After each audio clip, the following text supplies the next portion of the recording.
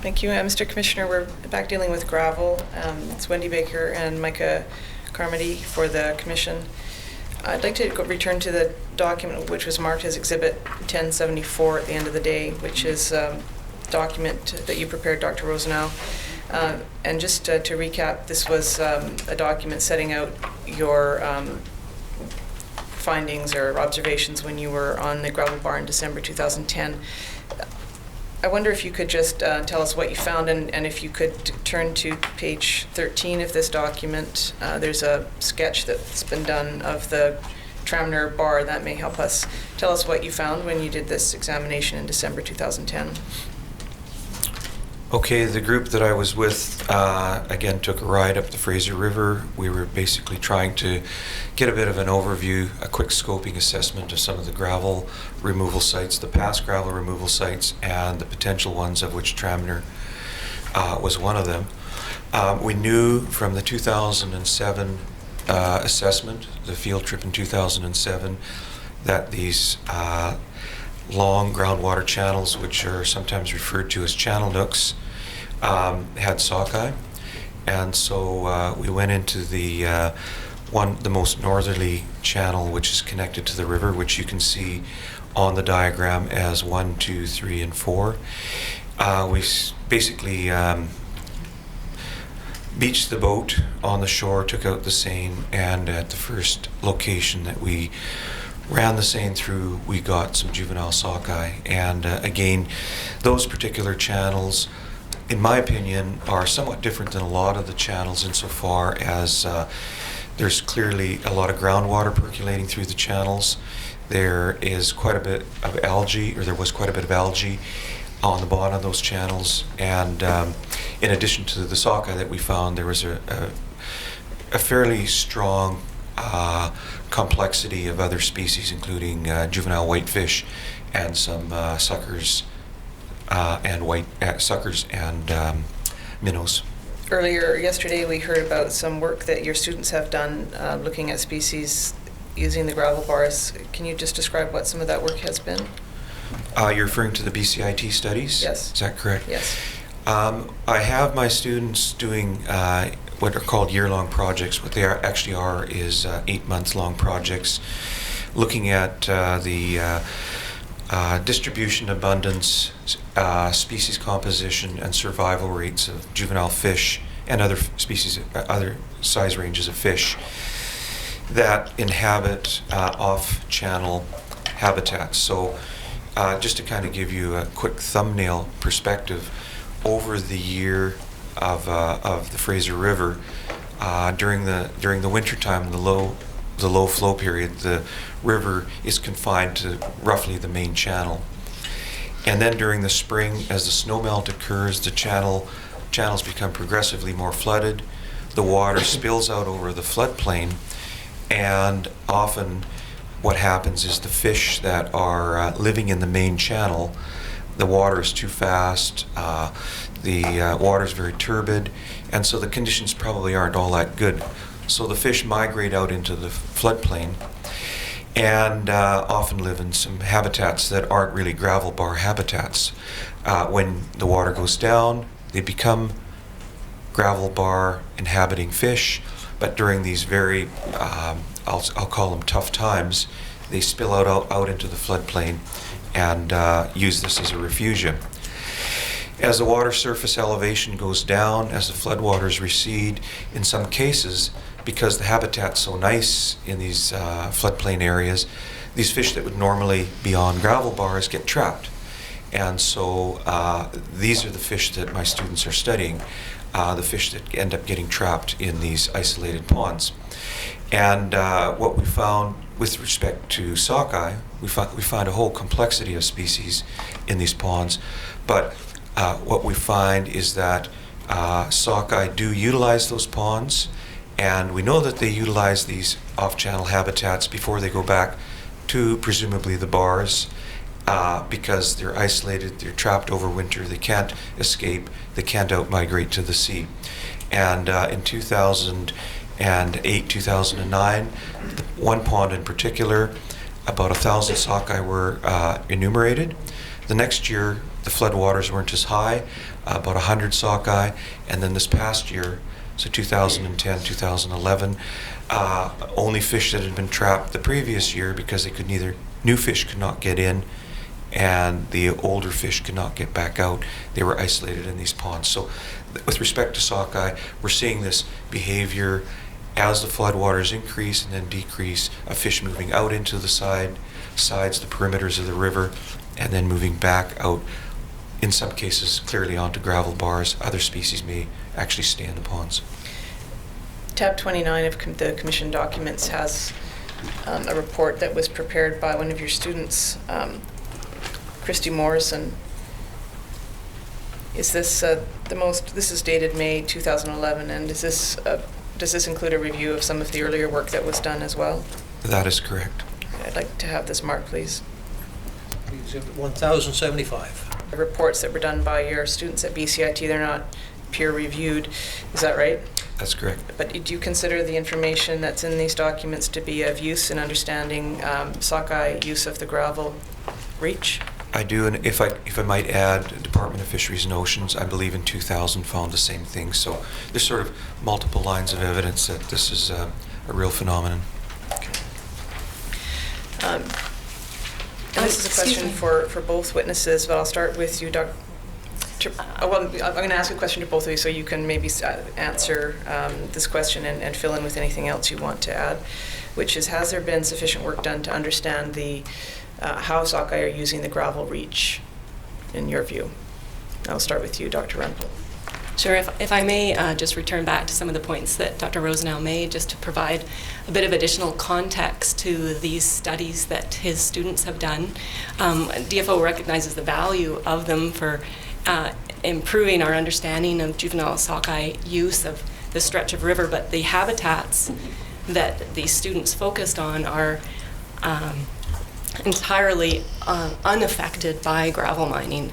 These sites are located at the very most upstream end of the gravel reach at the town of Hope, where there's no net gravel accumulation, where the province has identified no flood risk to my knowledge, and where there is no gravel mining activity. These off-channel habitats, they're engineered habitats, and DFO has been involved in the enhancement of these habitats for fisheries value, but they have no connection to the sediment removal program that the province runs. I'd also just like to mention that in relation to the nooks on Tranmere Bar that Dr. Rosenau sampled, DFO is already aware of those nooks. We've considered them in our work at Tranmere Bar. As well, in my PhD research, these nook features I found to be ubiquitous throughout the gravel reach. At any single gravel bar, you will find these features, and during the winter sampling, which I did extensively over 3 years, it would be common to find algal growth and a very rich community of fish feeding on this very productive habitats. And so we in no way discount the contribution that Dr. Rosenau sampling made, but I'd just like to point out that what the observations he made at Tranmere I don't believe to be unique for that site. So just now getting to Council's question, if I could ask that you just repeat it quickly for me. Thank you. Do you think there has been sufficient work done to understand the use of the gravel reach by Fraser River sockeye, whether rearing a unique river type sockeye or it's the use of the bars by migrating salmon? I do believe that we have adequate information in hand to appreciate the relative use by sockeye of habitats in this reach. I think speaking from an academic perspective as a scientist, there's considerably more information that we would like to know to understand better the particular habitat characteristics that these fish are honing in on, and more importantly, the overall importance of these habitats to river-type juvenile sockeye.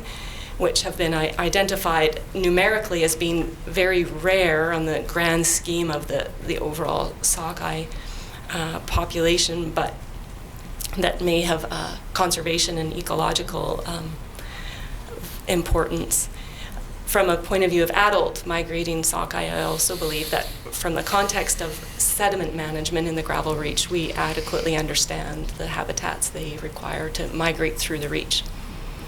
And Dr. Rosenau, how would you respond, I guess, to some of the comments made by Dr. Rempel in relation to the work that you had discussed, and then also on whether there is an adequate understanding of the use of the gravel reach by sockeye?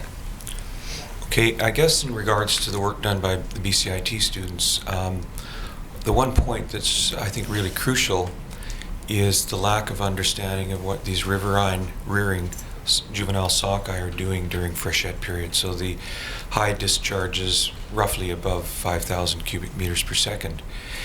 And the fact that these ponds are trapping, I would say, significant numbers of fish over a period of a number of years suggests to me that there's a lot more fish, a lot more juvenile sockeye in the river during the high discharge period, so above 5,000 cubic meters per second to 10,000 or whatever peak flows are on very high years.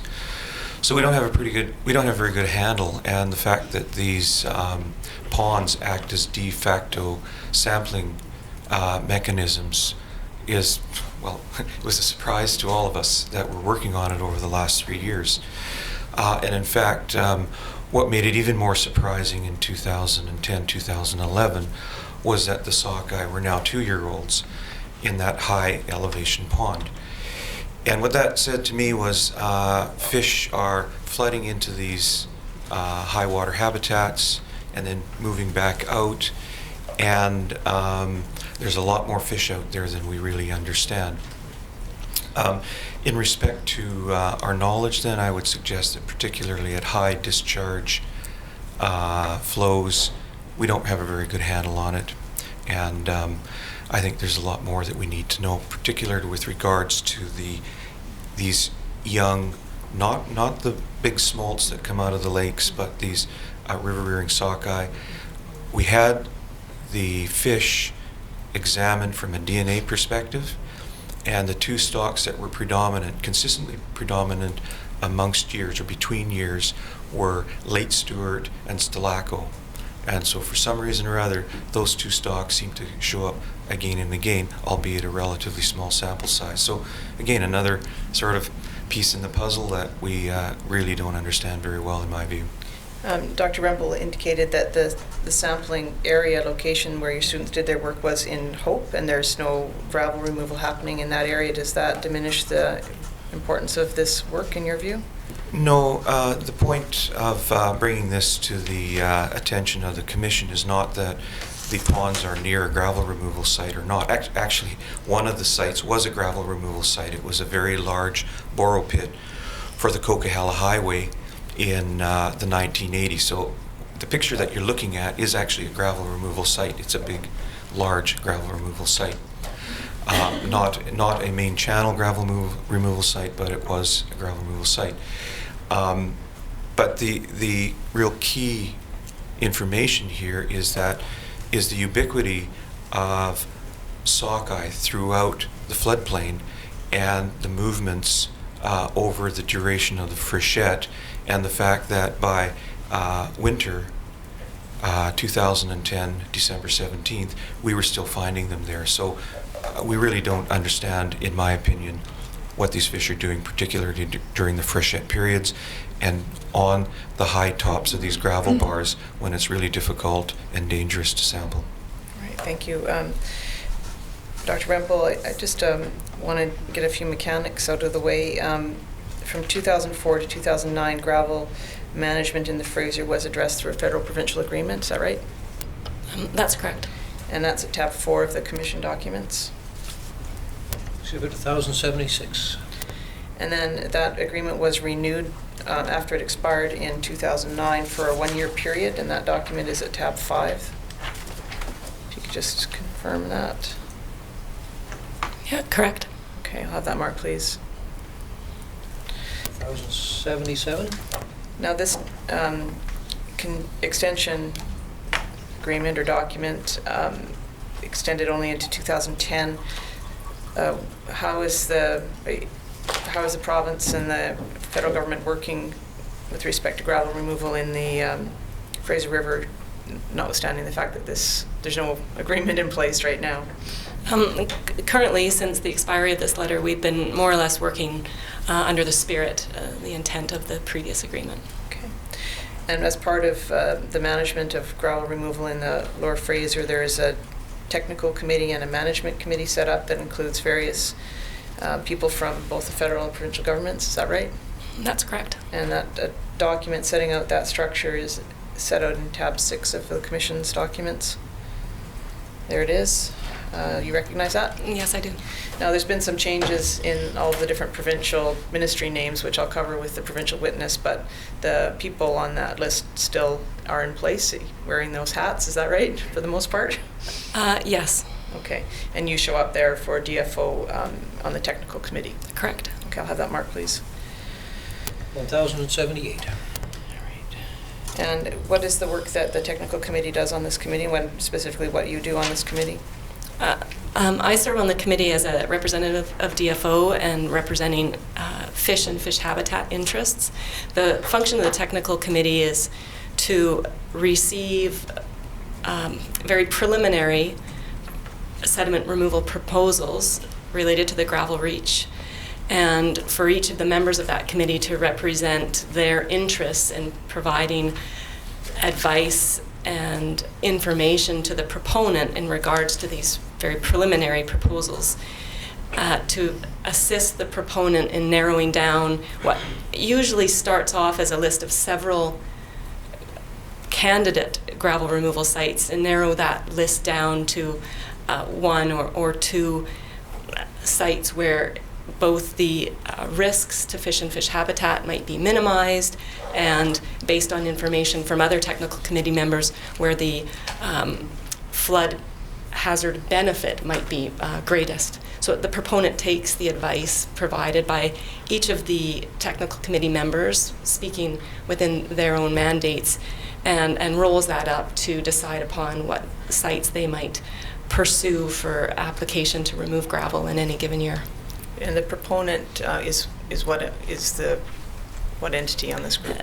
The proponent is represented on both committees, and that's the Emergency Management British Columbia is the provincial government branch, and Anne Griffin is the project manager. Then you can see her name on both committees.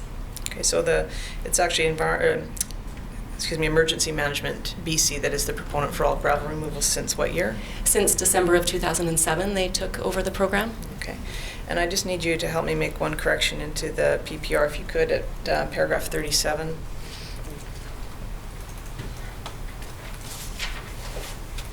Just page 19. Thank you. It says sets out what the technical committee does, and in the second bullet it says it identifies site for sediment removal. Based on what you said today, would it be more appropriate to say that the technical committee reviews sites for sediment removal that have been identified by EMBC? That's correct, yeah. Okay, thank you. And both paragraphs 36 and 37 footnote draft terms of reference for these two committees. Are those terms of reference still in draft, or have they been signed off on by all parties? The terms of reference for both the committees were drafted by Emergency Management BC and have not been signed off because we're still under negotiation to finalize and refine these terms of reference. So in terms of the process for gravel removal, there have to be authorizations from the federal government and approvals from the provincial government. Is that right? That's correct. Okay, and just to put some examples on the table here, if BC has put in their documents a complete set of approval and authorization documents for 2009 and 2011 for the Tramner Bar. So I'll use those as examples. Tab 3 of the PC list of documents has a screening report under SIA, which is listed with Fisheries and Oceans being the proponent at the top, or the lead agency, excuse me, at the top. Can you just identify that this is a screening report prepared in support of an authorization? That's correct. Okay, and then the actual authorization issued for this is at tab 10 of the BC documents.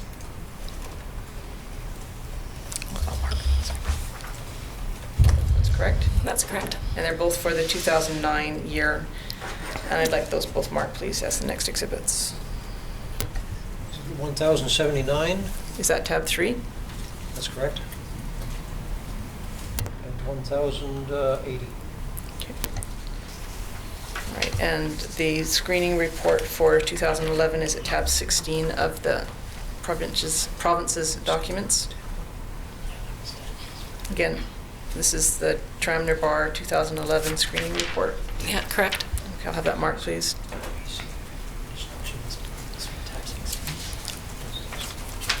Sorry, are you okay? Tabs, should be tab 16 of the province's documents. Okay, that'll be 1,081. Thank you. And immediately following at tab 17 is the authorization issued by DFO for 2011 Tramner Bar. Correct. And the authorizations that we've now marked as exhibits 1080 and 1082 are issued under the Fisheries Act. Is that right? Correct. Okay. That should be 1081.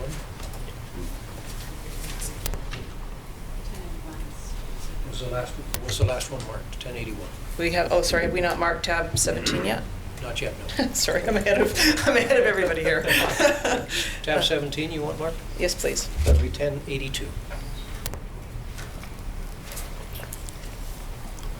So tabs, exhibits 1082 and 1080 are the authorizations issued under the Fisheries Act. Correct. Thank you.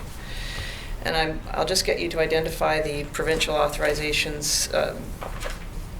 I'm not going to ask you questions about them, but just so that the Commissioner has the full picture. Tab 12 of the province's documents has the application, which I'm not going to mark, but this is an application for Tramner by EMBC, followed by an approval application report at tab 13. Not sure why that's sideways on the screen, but you can see it there. Yeah, correct. All right, and that supports the actual authorization, which you see at tab 15. You have to maybe go past the first page, Mr. Lund, or past the second page there. So those are the two documents, the application report that's prepared by staff, and then the final approval is at tab 15. Is that right? I believe so, yes. Okay, I'll have those two marked too as well. Please, tab 12 as the next exhibit, and then followed by tab 15. You referred to tab 13? I'm not going to go to I'm not marking tab 13. Tab 12, tab 13. Sorry, it's going too fast. I apologize. Tab 13 is the application for approval. That will be the next exhibit. So you want that marked as 1083? Yes, please. And tab 15? And the next is tab 15. Be 1084? Thank Now you. you're going to refer to tab 12? No, I'm not. Thank you. Thank you. All right. We've talked about gravel removal, and here we have the authorizations that allow that gravel removal to happen, but what we haven't talked about are the methods that are used to remove gravel on the Fraser River gravel beds. And Dr. Rempel, could you explain in just an overview sense what those methods typically are? Sure. Most typically, gravel removal is carried out during the months of January through March, when the river is at its lowest level and the gravel bars are dry, they're exposed, and the sediment is taken off by a method called scalping, and that's typically using equipment like front-end loaders and excavators to scalp to a certain design depth over a particular set-out footprint over the tops of these exposed gravel bars. And equipment accesses the bars either directly from a dike access road if the bar is a point bar sort of laterally attached to the riverbank, or in other cases either a causeway or a bridge might need to be installed to allow the equipment to move onto these gravel bars and remove the sediment from them. There are a few instances where in-stream dredging has occurred in the past, but that's not a common practice. Bar scalping is the predominant method for removal. Right, and what are the impacts, the potential impacts that might be made to sockeye salmon habitat through gravel removal? There's a number of potential impacts to fish habitat generally that might arise from gravel mining, and there have been studies carried out all over the world that document some of these impacts, which might include increased turbidity from sands and silts that are mobilized off the removal site and that become deposited in downstream habitats. There's cases where riparian habitat has been either impacted or lost as a result of gravel mining. There's cases where gravel mining has gone to such a deep depth and changed the gradient locally around the pit that headward erosion of the pit occurs, which degrades and erodes away upstream habitats. In the construction of causeways and bridges, there's potential impact to the in-stream habitat where pilings might be driven and where habitat might be temporarily infilled for the construction of these causeways. Causeways have the potential as well to either block the movement of water, which might cause the dewatering of habitats downstream, or might cause the blockage of fish movement to required habitats downstream. There's also the potential for indirect impacts to habitat by way of the modification to the depth and velocity and substrate characteristics of the site, which prior to the removal might have been preferred and favorable for sockeye, and that after the removal, as a result of the change in habitat characteristics, makes the site less favorable. So those are examples of the spectrum of potential impacts from gravel removal, and specific to the Fraser Gravel Reach and specific to sockeye, some of those potential impacts we mitigate for and can more or less be ruled out in our impact assessment. Those include riparian impacts. We typically require the proponent to avoid all riparian habitat, and if that's impossible, then to replant and reestablish those areas.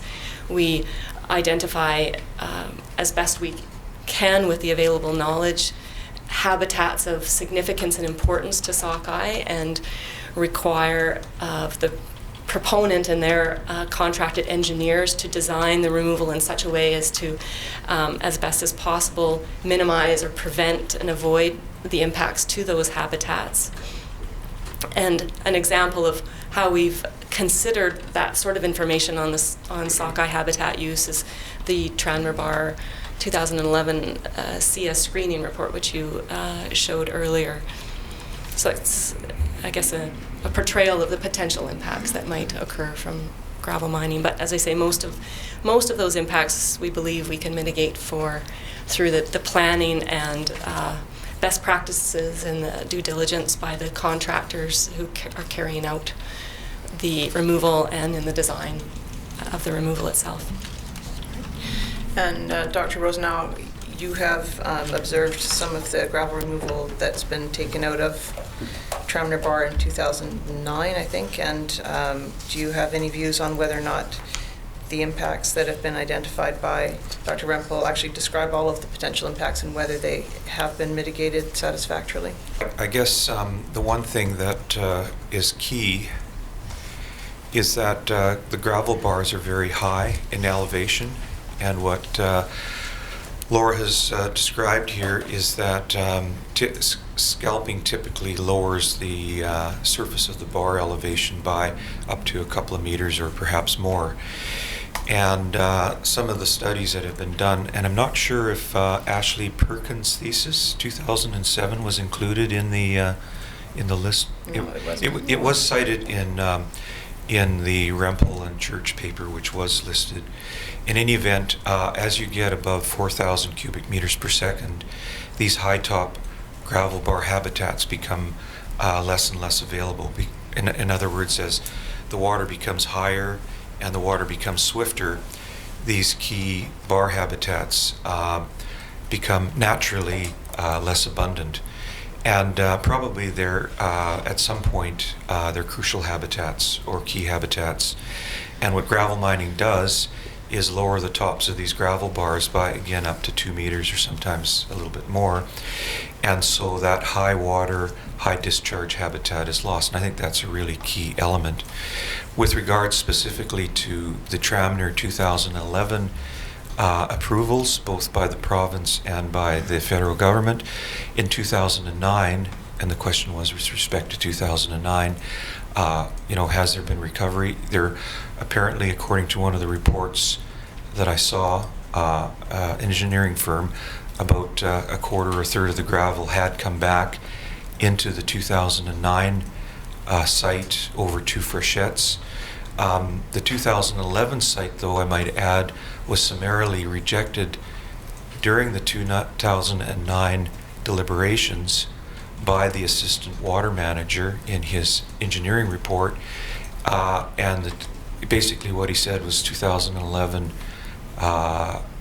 site, which they discussed in 2009, was far too valuable a habitat, and therefore for Tramner 2009 they moved the extraction to a location which now in 2011 they've approved. So it kind of gives you a sense of the confusion perhaps that's involved in this.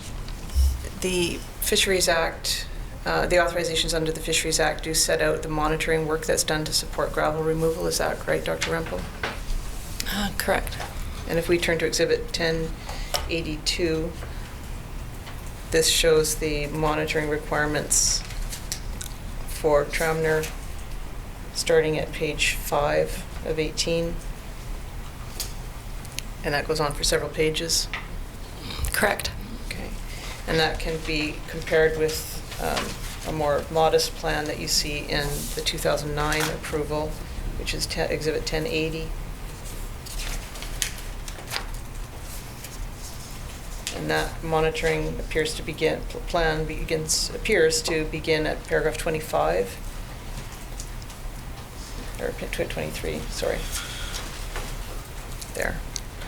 And it goes on for just 2 pages.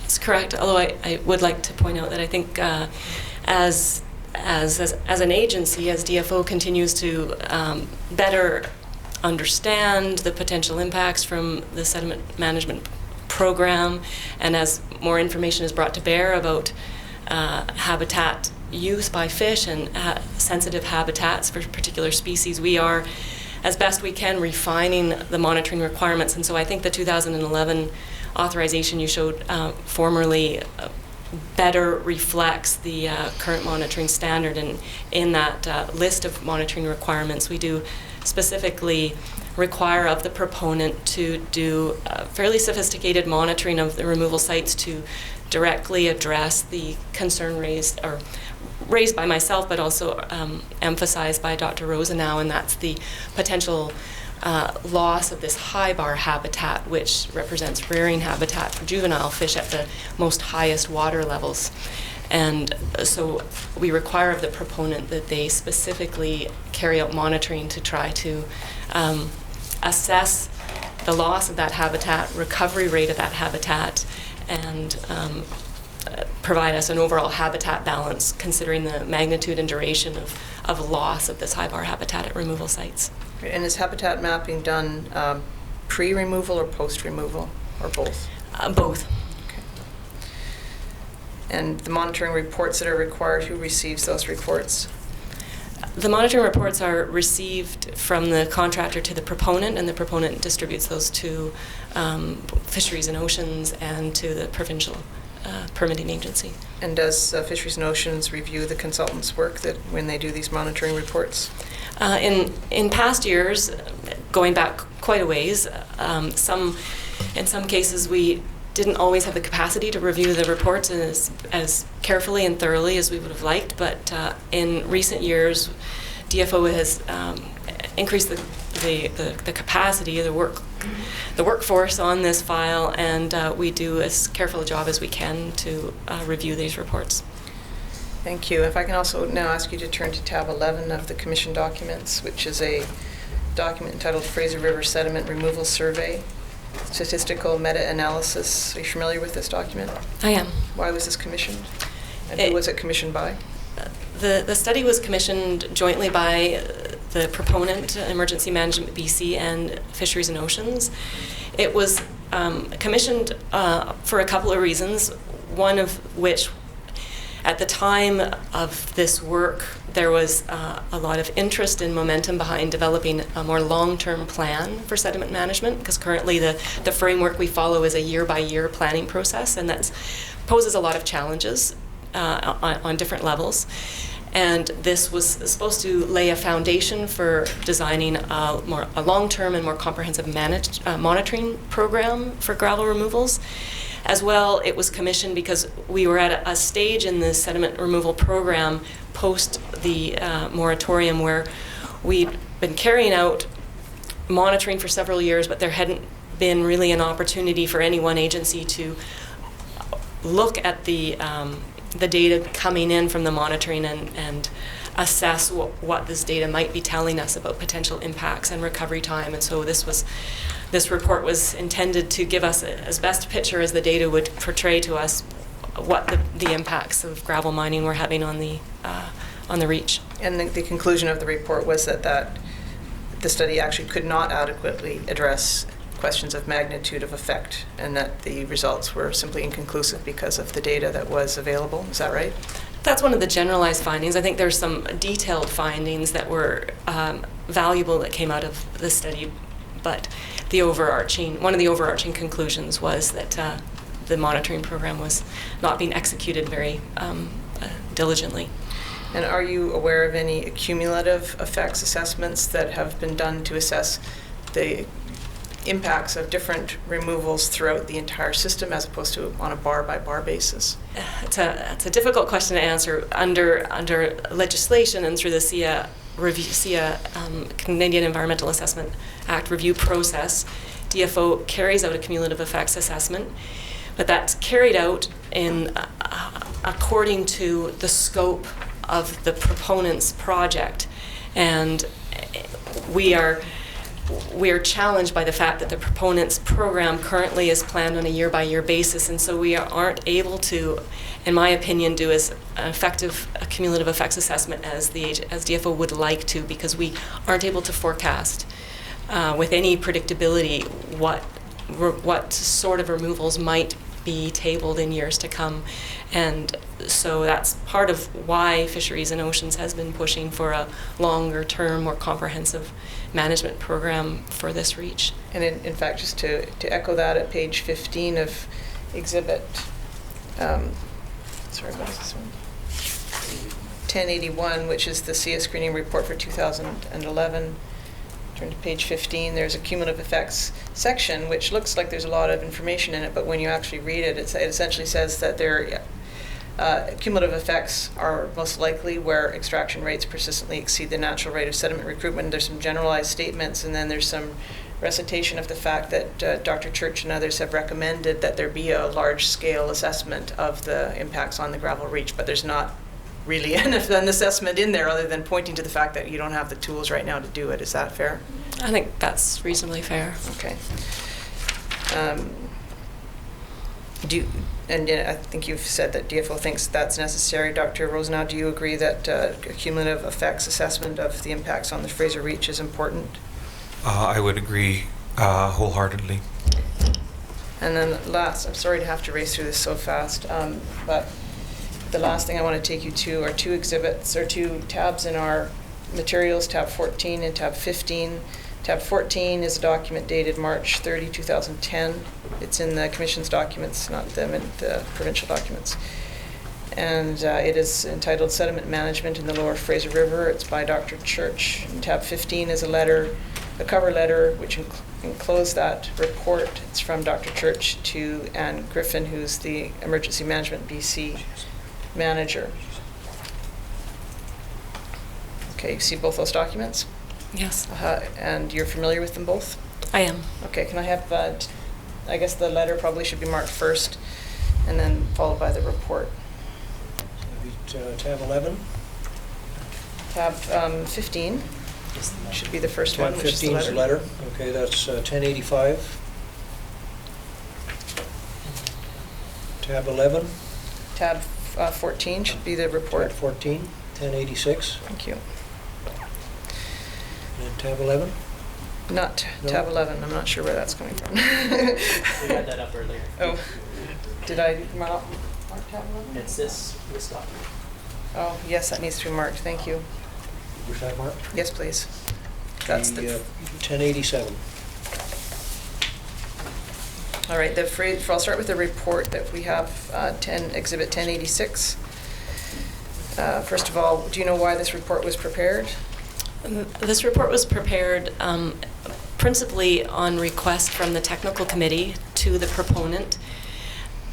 We were at a stage where the letter of agreement between the province and DFO had expired, and the technical committee had in hand several different sediment budgets that have been calculated that estimate gravel accumulation in the Reach. All of them had been authored by either Dr. Church or had been sort of expert reviewed by Dr. Church. And the technical committee was concerned that we didn't have a clear understanding of what the annual accumulation rate of gravel in the Reach was, and that we had several sediment budgets available to us with slightly different accumulation estimates. And so we requested that the proponent commission this report to give us clear and more definitive guidance on what an appropriate removal rate might be for the Reach, and as well, very importantly, to lay out a framework or a strategy for approaching a long-term plan for the Reach. Okay, thank you. If you could turn to the executive summary, starting at page 2. Just at the second half of the page, if that could just be brought up, you'll see that there's 2 different strategies identified for sediment removal. One's called, the number 1 is described as profile maintenance, and number 2 is described as profile control. Has there been a decision made as to which of these strategies will be pursued in the Fraser Reach? Based on the recommendation from Dr. Church, as I understand it, the province has adopted the strategy of profile maintenance to rationalize the sediment management program. And in simple terms, that indicates that gravel removal is not looked at as a means for trying to reduce flood risk or lower the flood profile, but instead is considered as a means for maintaining the water surface profile elevation by keeping up with the influx of gravel, taking out some portion or all of that annual accumulation of gravel in the Reach. Right. So that's number 1. Thank you. And then the next page sets out recommendations made by Dr. Church. And if you can just stop there, Mr. Dunn, thank you. The second bullet says that just taking the introductory language here, a sustainable long-term program of sediment removal for the Fraser River and the gravel bed Reach requires the following circumstances and criteria. So they're not recommendations, but they're observations of the circumstances and criteria that are necessary for a sustainable long-term program of removal. The second criteria he identifies, he says, it will recognize that for the program to operate in the long term in a sustainable way, additional information is required, in particular more precise knowledge of the sediment budget. And that just, we haven't had time to go into this in any detail, but for the Commissioner's benefit, the sediment budget is what? The sediment budget is an estimate of the net accumulation of sediment, coarse sediment that's building up in the Reach, and it's usually expressed in cubic meters per year. So it's an annual estimate of gravel influx to the Reach, and we're able to calculate the sediment budget for this Reach because it's more or less fact that gravel does not move past the town of Mission based on a change in river gradient, where the river no longer has the power to move that size or caliber of material. So we know that the net transport of gravel past the town of Mission is 0. And by comparing surveys completed in different years. We compare the volume changes along the length of the reach and calculate a sediment budget, which up to the influx of gravel at Hope. And so we come up with a net influx into the gravel reach on a yearly basis. Okay, so thank you. So just to follow on, so it says, in particular, more precise knowledge of the sediment budget needs to be developed, and knowledge of the annual pattern of fish activities within the reach needs to be detailed. The program should proceed only if there is a commitment to conduct the research to acquire this knowledge. So my question is whether there has been that commitment made by the committee, if that's the appropriate place, or by either the province or DFO to conduct the research necessary to acquire the knowledge to understand the sediment budget and the annual pattern of fish activities in the reach. Well, I guess commitment could be taken a few different ways. Is there a financial commitment to do this partially? Is there an interest and a desire to do it? I think so. I think wholeheartedly the technical committee especially would like to have in hand more information and more reliable information to base its recommendations on. But as Dr. Church points out in his report, working on a river the size of the Fraser is very expensive, and the types of data he's referring to and gathered in such a way that they would be meaningful and informative to decision making would be very expensive. And I know, speaking as a fisheries expert, I don't feel we know as much as we should to be able to manage a long-term program that the province would like to see occur. But there is a commitment that they've made to carrying out some of the monitoring activities we've recommended, and one such monitoring activity is a $300,000 sturgeon monitoring program that they carry out annually. This isn't related to sockeye, but it does reflect the fact that the technical committee is pushing as best we can for the proponent to conduct both habitat and fisheries-related monitoring to support the program, and they prioritize species and issues as best they can, and they are hearing what we have to say. We don't have maybe as much information as we'd like, but we have some in hand. Thank you. And then turning to the letter, which is Exhibit 1085.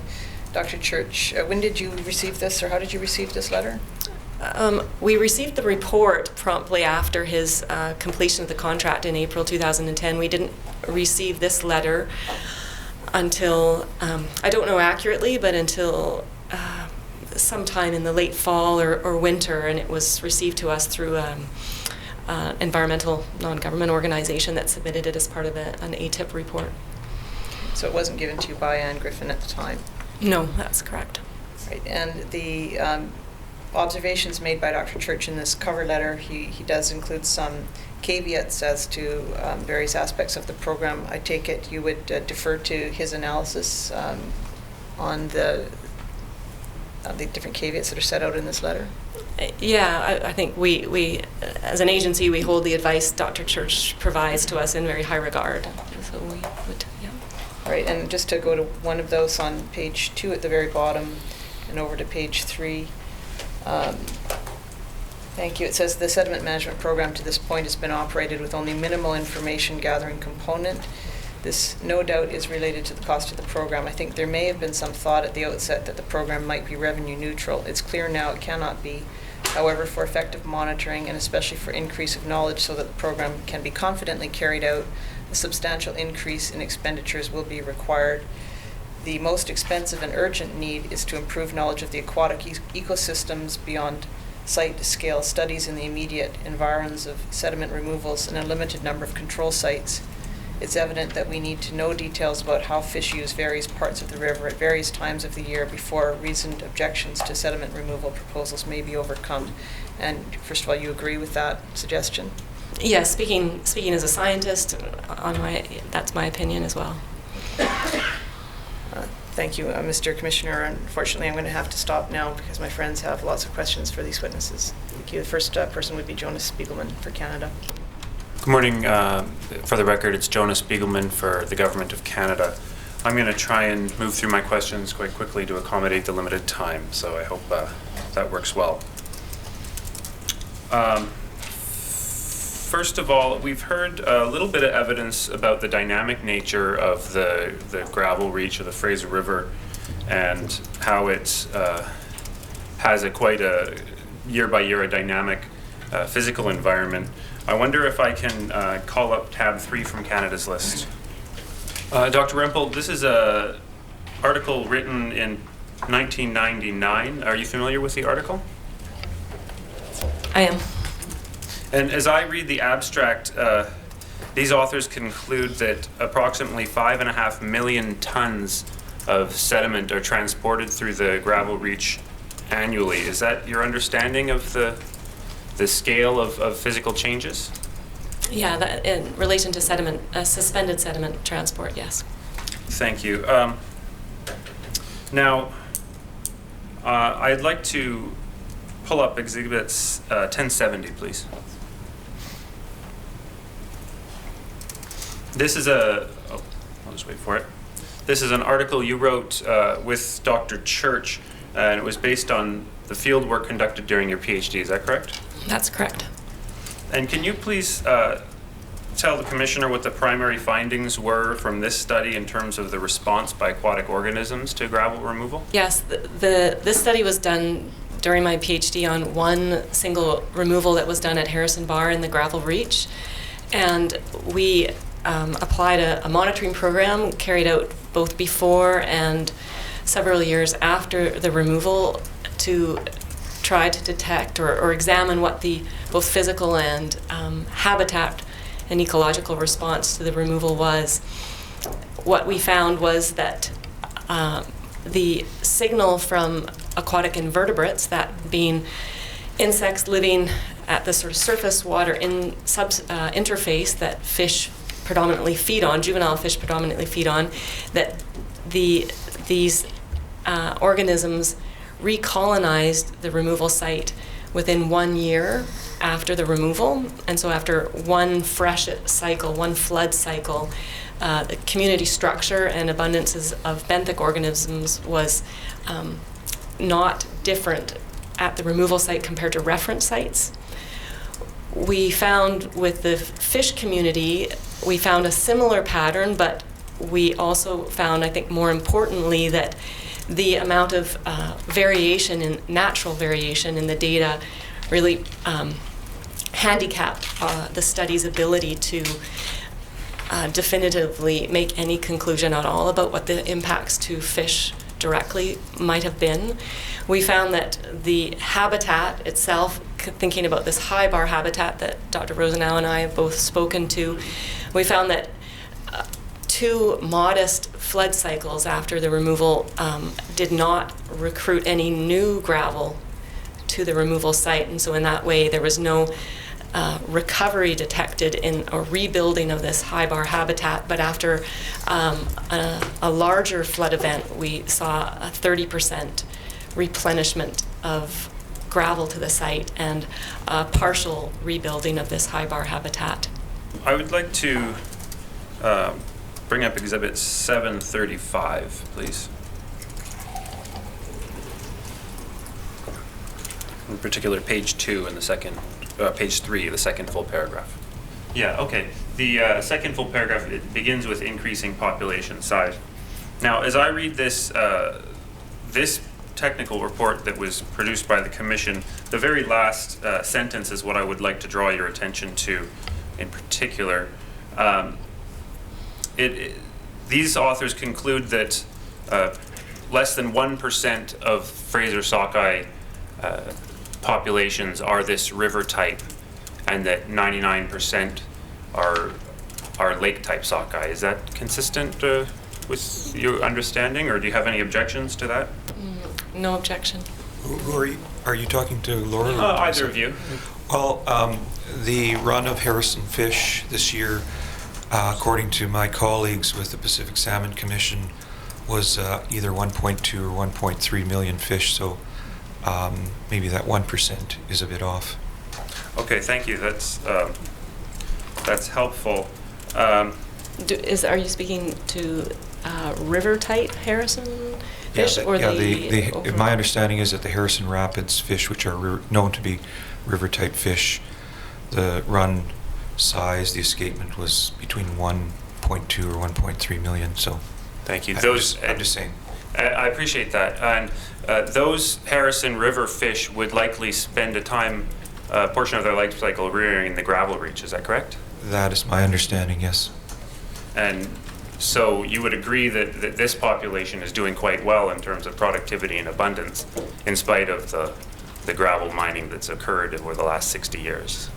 There's a long history with the Harrison stock, so to say that it's doing well, I guess, is sort of a larger question. The last 2 or 3 years it has been doing well, but most of the big gravel mining that we've seen to date is actually upstream of the confluence of the Harrison. Okay. Aside from the Harrison, though, the stream rearing population of sockeye is on the order of this 1% or less. Would you agree with that? My guess is that, in fact, it is. Again, to reiterate, the Salmon Commission did a genetic stock analysis of the fish that my students caught up at Hope, and those were Stalaco and Late Stewart, and to my knowledge, they've never been identified as river-ring sockeye, so maybe we've actually found something new that will change that 1%, but as far as I know, 1% still stands.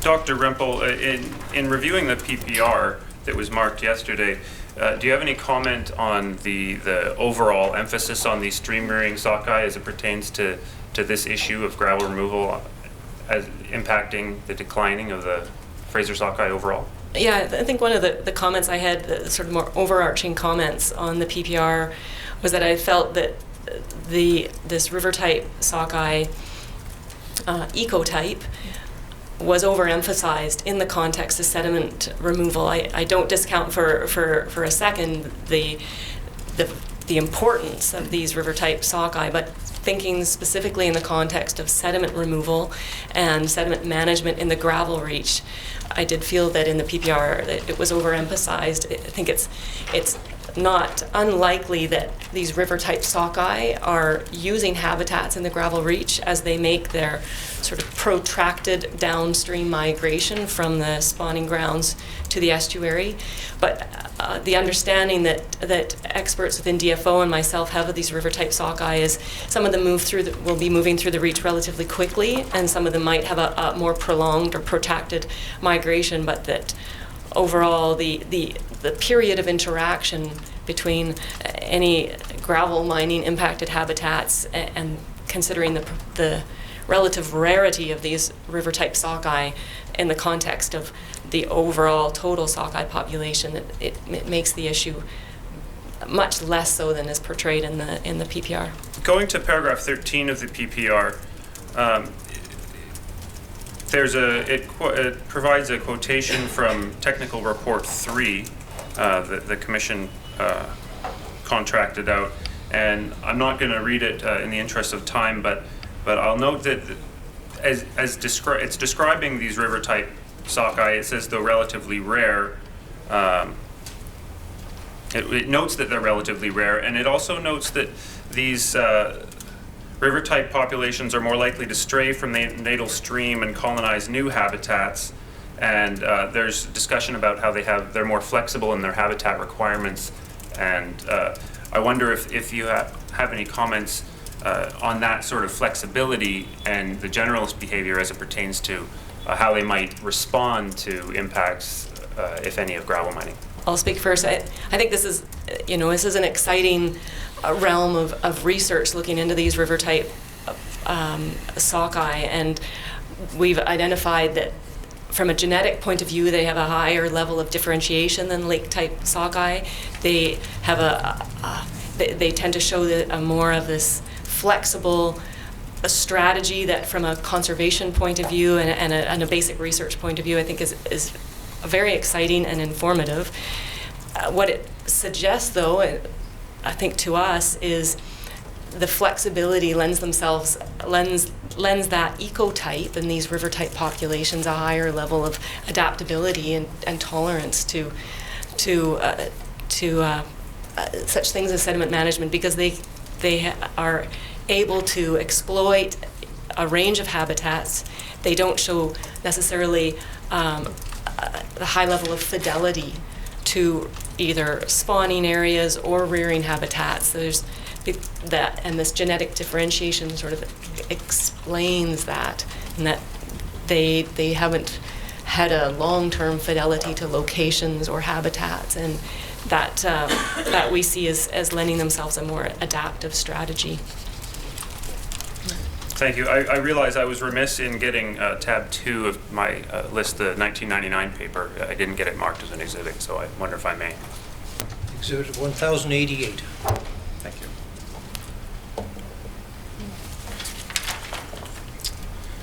You were still looking for a response from me as well? If you have one. Yeah. Well, I guess my view is, and just to provide kind of an empirical perspective of our understanding of the gravel reach, gravel mining, and the ecosystem. Roughly 5 years ago, the senior manager that was involved, he's long gone now, was quite dismissive of the gravel reach as being anything more than pink salmon habitat. It's now recognized in the authorizations the complex and rich nature of the gravel reach, and that is a very large step forward with respect to gravel mining and the importance of this as fish habitat. I would point out, however, I still believe, or it is my opinion, that we really do not understand the role of the gravel reach vis-a-vis the sockeye, particularly since the BCIT studies suggest that the key time period that the riverine sockeye are using the gravel reach is during these peak freshet, very difficult periods to sample and to examine scientifically. So those high top gravel bars, again, in my view, might provide a very key aspect to these small, admittedly small populations, but potentially genetically important populations. Thank you. I do have a couple of questions for you on those BCIT studies. I think that you said that the sampling didn't actually occur in the gravel reach. Is that correct?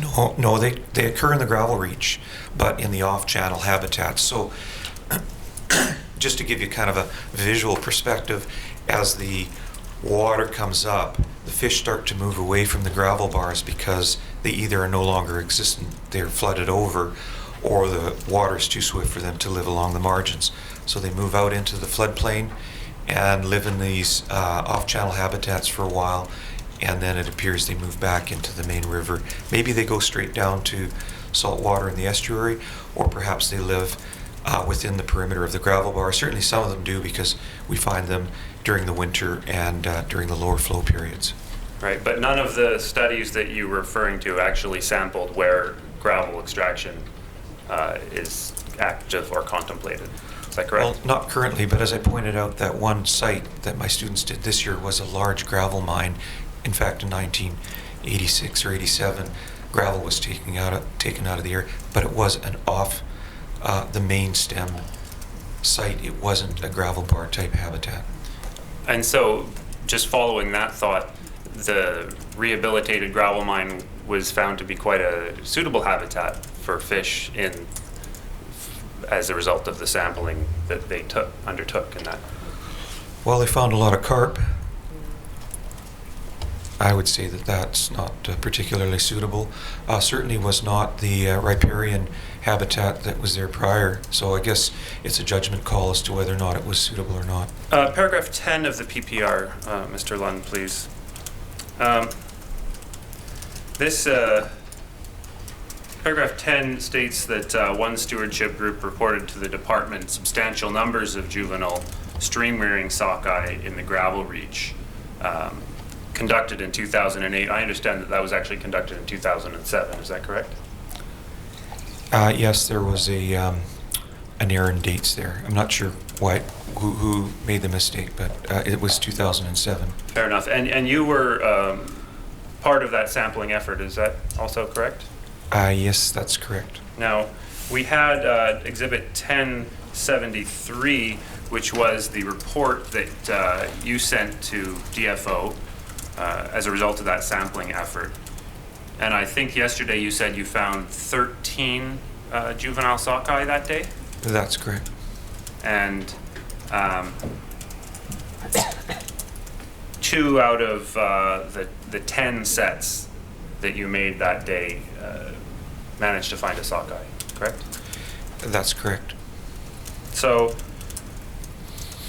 I guess the term substantial is open to some interpretation, but there was that was based on 1 day sampling. And I would say the word substantial. I'm not sure whether I used it or who used it, but substantial is probably not the correct word. Okay, and can I get Exhibit 1072, please?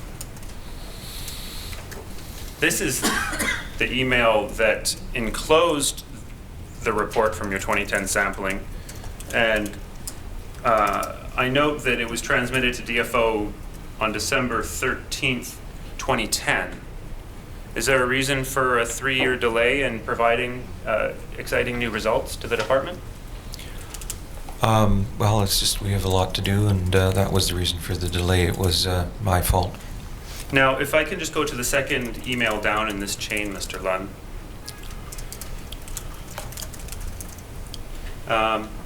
I note that it states here, this is an email also from you, the key to the work is an undertaking of examining the extent of Mariah Slough sockeye rearing on Tramner Bar.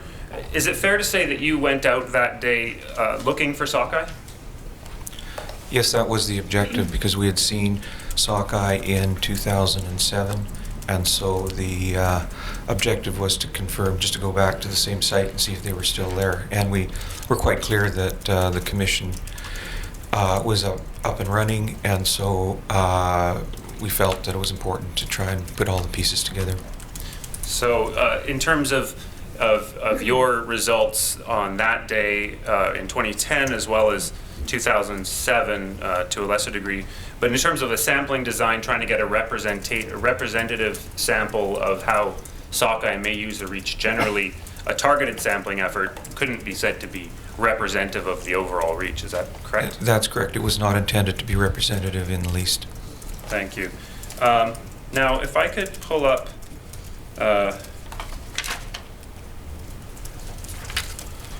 it was 1074, please. This is the submission you prepared summarizing your 2010 sampling results. I'm correct in that, right?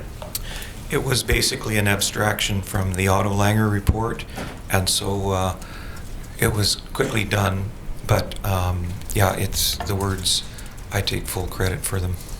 Now, can I go to page 15 of this, please? This is where you set out the catch from your sampling effort that day, and as I read it, you found 5 sockeye that day. Is that right? That's correct. And if we could just go to the previous page, down a little bit. There they are, the 5 sockeye that you found. Is that right? That's correct. Okay, so you went out sampling looking for sockeye in the place that you expected most to find them. And in a day of sampling, you found 5, correct? Well, we didn't sample Tramner for the full day, but for this Tramner sampling, we got 5, that's correct. Now, flipping back to page 1, the bottom paragraph of this document, you state it carries on to the next page. The key finding relating to the Cohen Commission was that this species uses gravel reach habitats significantly more than Fisheries and Oceans Canada has hitherto recognized, and the failure is due to a lack of appropriate sampling effort. Dr. Rempel, did the results of this sampling exercise or the contents of this report represent new information for DFO? DFO certainly recognized the value of receiving the information, and we're very thankful for the efforts Dr. Rosenau and his group made to provide them to us. I don't think they are new in that they're entirely consistent with the findings I found from my PhD thesis, which had a considerably larger sample effort, almost 100 times more sampling effort, where we found over approximately 44,000 fish. We found about 200 sockeye. So the findings were consistent and not new, but we certainly appreciated receiving them in the context of the review proposal that we were reviewing. This is an email correspondence between you, Dr. Rempel, and other stock assessment scientists at DFO. Can you just really briefly explain the context and content of this email for us? Sure. So the email, I put out an information request to some of our sockeye experts within DFO, both in the science branch and in the stock assessment branch, to just ensure that I fully understood the context of Dr. Rosenau's sampling results finding sockeye on Tranmere Bar, because just for context, Tranmere Bar was a site where proposal for gravel mining was to occur for 2011, and I wanted to better understand what the origin of those sockeye might be, and to appreciate whether there's a possibility for spawning, an actual spawning run of sockeye in Maria Slough, which borders on Tranmere Bar. And what the expert, I guess, input I received from these DFO stock assessment folks and scientists was, I guess, summarized in this email here, that I'm just looking for a sentence that might say it more articulately than I can, but I'm confident that we would have detected a persistent population in that area had it existed, and that's the final sentence of that top email. So that the sightings of spawning sockeye in the vicinity of Tranmere Bar are more likely to be strays from other populations.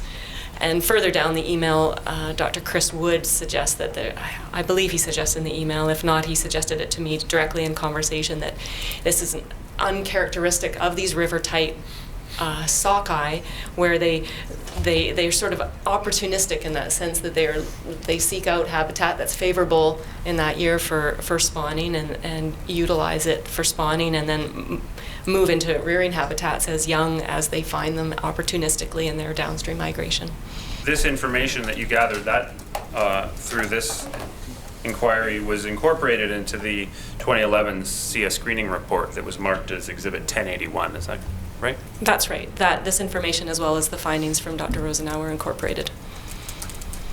Mr. Commissioner, I hate to do this to my friends, but I don't know how much more you had to plan to cover, but you're at the end of your time. I'm finished. Okay.